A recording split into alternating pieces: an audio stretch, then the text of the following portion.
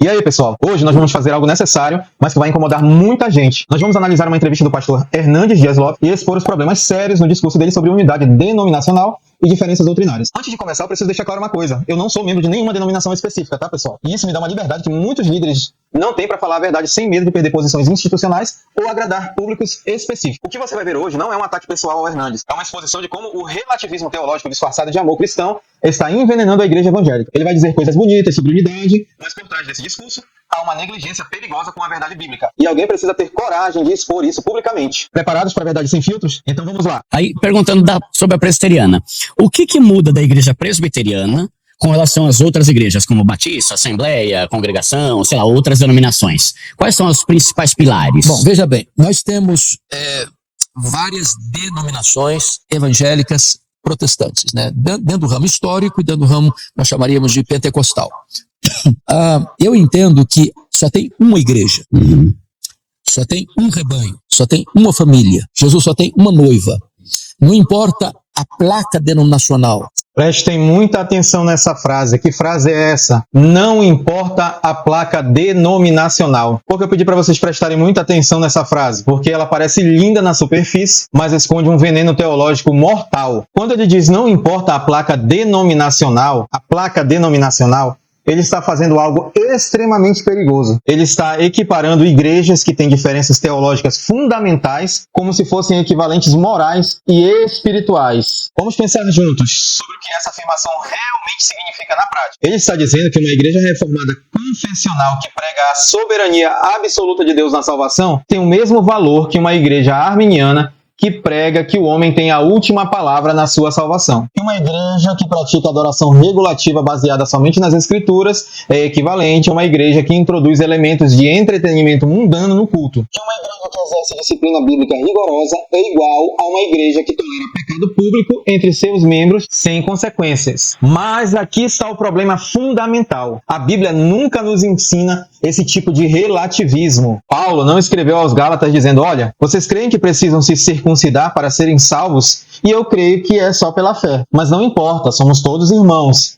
Não! Ele diz que qualquer um que prega outro evangelho seja anátema, seja amaldiçoado. João não escreveu dizendo, tem gente ensinando que Jesus não veio em carne, mas tudo bem, são só diferenças de perspectiva. Não! Ele disse que quem nega isso é anticristo e nem devemos receber em casa. Então, quando o Hernandes diz que as placas não importam, ele está contradizendo diretamente o padrão bíblico de zelar pela sã doutrina. As denominações não são apenas placas diferentes para o mesmo conteúdo. Elas representam sistemas teológicos diferentes, eclesiologias diferentes, práticas de adoração diferentes, e essas diferenças têm consequências eternas para a formação espiritual das pessoas. Vamos dar continuidade aqui na fala dele. Se você tem a Bíblia como palavra de Deus, se você crê que Jesus Cristo é o Salvador e o Senhor, se você crê que Deus é soberano, se você crê que Deus o Pai, Deus o Filho, Deus o Espírito Santo planejou, executa e consuma a nossa salvação, então você faz parte dessa família de Deus. Pausando novamente aqui. Olha como ele lista apenas algumas doutrinas básicas. Bíblia como palavra de Deus, Jesus como Salvador e Senhor, Deus é soberano, Trindade planejou e executa a salvação. Perfeito. Essas são doutrinas essenciais mesmo. Mas veja o que ele está fazendo estrategicamente aqui. Ele está criando um critério minimalista de ortodoxia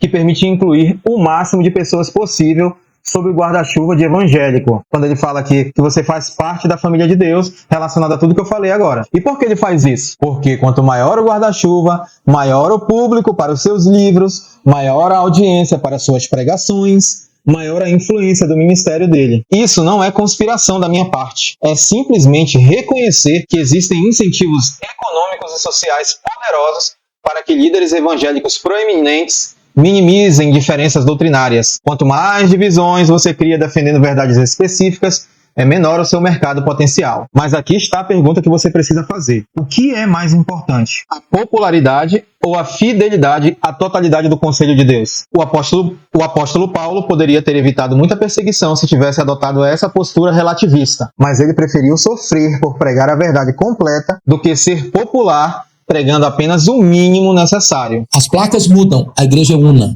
É única.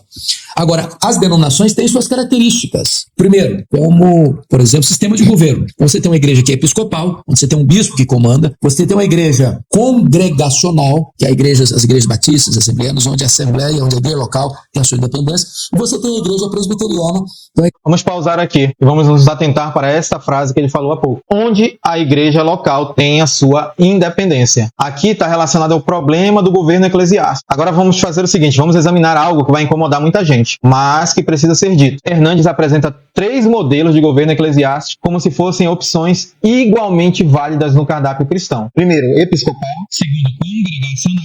E terceiro, presbiteriano. Mas vamos ser honestos biblicamente aqui. Esses modelos não são equivalentes em sua fidelidade ao padrão do Novo Testamento. O congregacionalismo, por exemplo, tem um problema fundamental que é verificável historicamente. Quando você dá autonomia total para cada igreja local, sem prestação de contas a um concílio ou presbitério conectado, você inevitavelmente cria fragmentação doutrinária caótica. Olhem para as igrejas batistas no Brasil. Você tem igrejas batistas calvinistas de 5 pontos, pregando a eleição incondicional, igrejas batistas arminianas pregando o livre-arbítrio, igrejas batistas renovadas com práticas pentecostais extremas e igrejas batistas que pregam versões da prosperidade. Todas carregam a mesma placa, Igreja Batista, mas pregam evangelhos funcionalmente diferentes. Como é que isso glorifica a Deus? Como é que isso testemunha a verdade ao mundo quando uma denominação não consegue nem manter coerência teológica entre suas próprias igrejas? O problema não é apenas organizacional, teológico. O congregacionalismo nasce de uma eclesiologia deficiente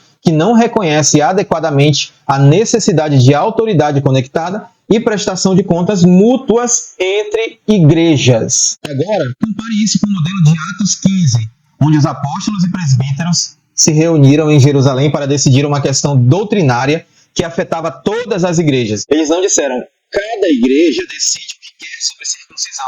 Não, eles tomaram uma decisão conciliar vinculante que foi enviada a todas as igrejas. Isso é o governo conectado. Isso é a autoridade presbiterial funcionando corretamente, pessoal. Mas Hernandes não vai dizer isso, porque seria divisivo. Ele prefere apresentar todos os modelos como igualmente válidos para não ofender ninguém. E aí está o problema. Quando você se recusa a dizer que um modelo é biblicamente superior a outro por medo de ofender, você está colocando a diplomacia acima da verdade. Isso não é sabedoria pastoral.